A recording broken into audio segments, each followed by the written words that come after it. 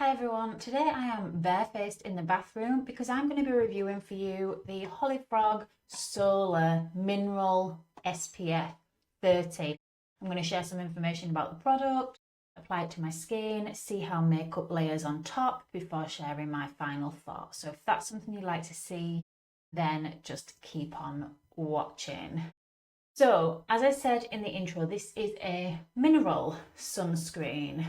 I have tried several mineral sunscreens. I've tried the Drunk Elephant, Dennis Gross, never found one that I loved. I'm a chemical sunscreen gal. My favourite probably being this Beauty Pie Featherlight SPF 50.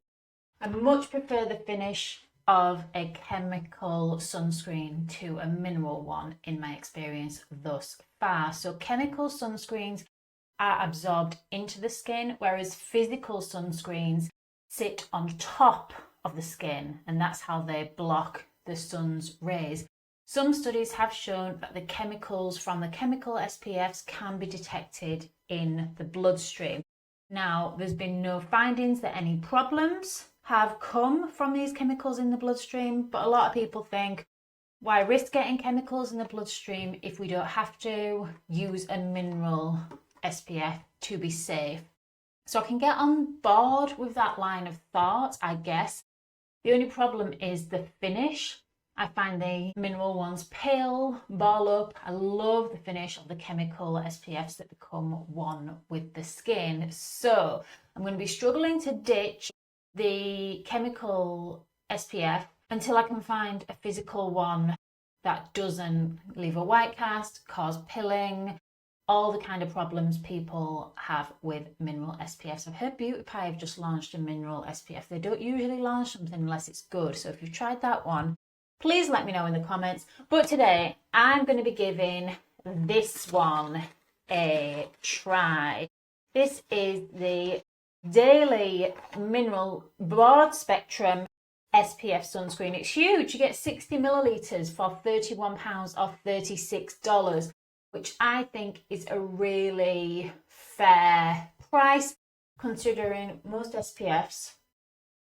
Oh, this actually contains 50 millilitres, and I think this is around £50 if you're not a member of Beauty Pie and around £14 if you are. So what I think I'm going to do is apply this first, then to be fair, give it a minute or two to sink in while I tell you about the products before popping on my makeup. So the active ingredient here is non-nano zinc oxide SPF 30. Zinc oxide is the physical sunscreen you'll find in most mineral sunscreens. I like the pump bottle. I'm going to pump some out onto my hand to show you the texture. So again, does have a tint to disguise, I'm guessing, the white cast caused by zinc oxide. The reviews on holifrog.com for this are good. However, I don't know the skin tones of the people that left reviews, and I don't know how this shade would work on every skin tone, but we're going to find out how it's going to work on my fair light skin tone. So I do like the texture. It's light, not like some of the other thick mineral sunscreens I've tried. Here goes nothing. It feels really silky and smooth. I believe it says it gives a semi-matte finish. I'll use that excess to protect the back of my hands. And yeah, I would say that finish is semi-matte. Seems to be sinking in fairly easily. I'm not having to work too hard like I do with other mineral sunscreens, although I will say I'm not loving the texture as much as my favourite chemical sunscreen, but it's not a horrible texture.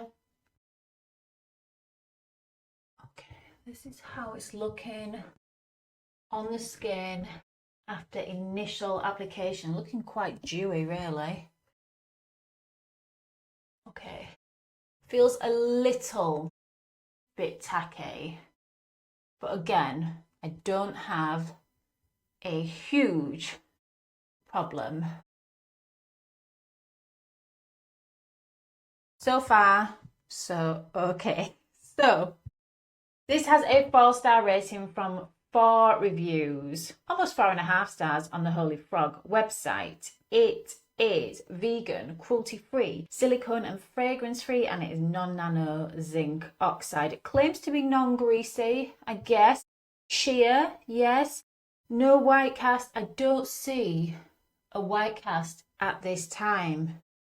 Looking for more skincare in your sun care? This 100% mineral daily sunscreen provides optimal broad spectrum protection from damaging UVA and UVB rays while offsetting future signs of photoaging and skin damage.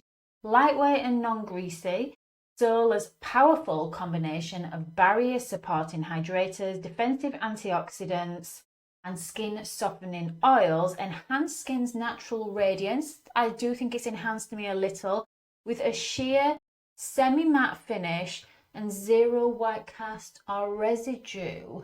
I do like the initial look on application, what it's done for my skin. It claims to be suitable for all skin types and tones, which is interesting. I guess if it's sheer enough, it will come on with most skin tones. Please let me know in the comments if you have a different skin tone to me. It claims to deliver visibly plumping hydration, softens the look of fine lines and unevenness, and helps boost skin's natural barrier. So it contains aloe and coconut water to gently hydrate and support skin health, help the barrier function while easing redness with natural anti-inflammatory properties. It contains kakadu plum oil, which is a bit of a buzzy skincare ingredient at the moment, a skin softening oil rich in vitamin C and antioxidants that help fight off free radicals, and environmental stressors to promote more even looking skin tone and texture, and silymarin, which is an active component of milk thistle with potent antioxidant properties that help offset photoaging and visible skin damage. Now, before I go on reading, I want to be fair. If I was getting ready in the morning, I won't be hanging around this much. So I want to start putting some makeup on top. So I'm starting off with my Beauty Pie Super Luminous Under Eye Corrector, just to make it a fair representation of how I would usually use my skincare. So that's gone on top quite smooth. So far, no issues. I'll just look up close. Yeah. Actually, again, this is not sinking in to my skin the way it would have if I'd have had a chemical sunscreen, but I'm not having any major problems. So that might be the compromise. I'm going to allow this to sink in while I continue to tell you about this product. So it's got a lot of natural extracts, radish root ferment. We're getting good skincare in here too. We're advised to apply a generous amount to clean, dry skin, face, neck and chest as your last step in your morning skincare routine. I didn't have anything else on my skin. Only thing I have on my face is this Huda Beauty Silk Balm. I'll link to the video below where I review that. It says it doesn't pill. I wanted to see how it worked alone. Again, I will let you know in a pinned comment how it works with maybe a serum underneath. So this nano zinc oxide has been chosen because it's associated with less irritability. It's recognised by the FDA. Zinc oxide is the go-to choice for blemish-prone skin. It also contains watermelon seed oil, meadow sweet extract, linoleic acid, phospholipids and phytosterols, garden crest extract, artichoke leaf extract and green tea polyphenols. So it's loaded with antioxidants. Of the 4 reviews, people say they love it. It's so smooth. Someone is obsessed with this daily sunscreen, saying that the texture is amazing. It feels like a primer, layers well under makeup. Someone says no other SPF exists to me now, and they've tried at least 40 different SPFs. This one's in the top 3, and they love applying it every morning. People literally stop them in the street to tell them how good their skin looks. Wow, this person must have amazing skin.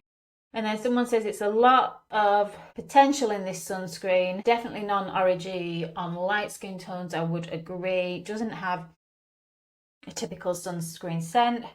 But then someone has said it does pill with their morning routine of a vitamin C serum. So overall, people like this. One person's had an issue with pilling. I'm going to see if I have an issue with pilling. So I'm going to use my Pat McGrath Skin Fetish Sublime Skin Foundation over top. Just do a couple of pumps there. Again, I will link to the video where I review Pat's foundation below. It's feeling like it's going on over top. Okay. Let's have a look up close. Again, it's so interesting. Whenever I use a physical sunscreen, and it's the same with this one, I don't get the sense that the makeup melts into and becomes one with the skin. It feels like it's sitting on top of the skin. But actually, I do think this is looking okay. And I predict I'm not going to have any huge problems. This is probably the best mineral SPF I've tried thus far. If you have a favourite, please let me know in the comments. Okay, let's do some Tarte Shape Tape on the spot that I picked earlier. I know I'm terrible. Yeah. Okay, so that foundation has gone on nicely over top, and I'm still seeing dewiness, which is interesting, seeing as it claimed to have a semi-matte finish. I'm just going to go on top with a powder product just to check. I'm going to use my Charlotte Tilbury Film Star Bronze and Glow. I'm going to just use the bronze shade in light medium, just to make sure we don't have any issues when we pop a powder into the mix.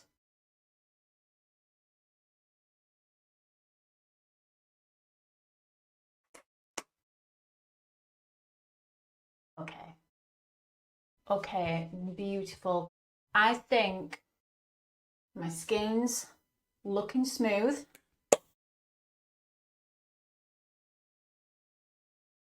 This is the best mineral SPF I've tried thus far. Again, I'm not sure if I would use this on a daily basis over a serum because it has so much good skincare. I will try it over a serum and let you know in a pinned comment how it works. However, even if it did pill up over a serum, I'm not sure it would stop me from using this alone since it has so much good skincare in. I still prefer chemical sunscreens, but if you're wanting to use a mineral sunscreen for health reasons, then this Holifrog Solar is a great one. Let me know your favourite sunscreen in the comments, and I will catch you in the next video.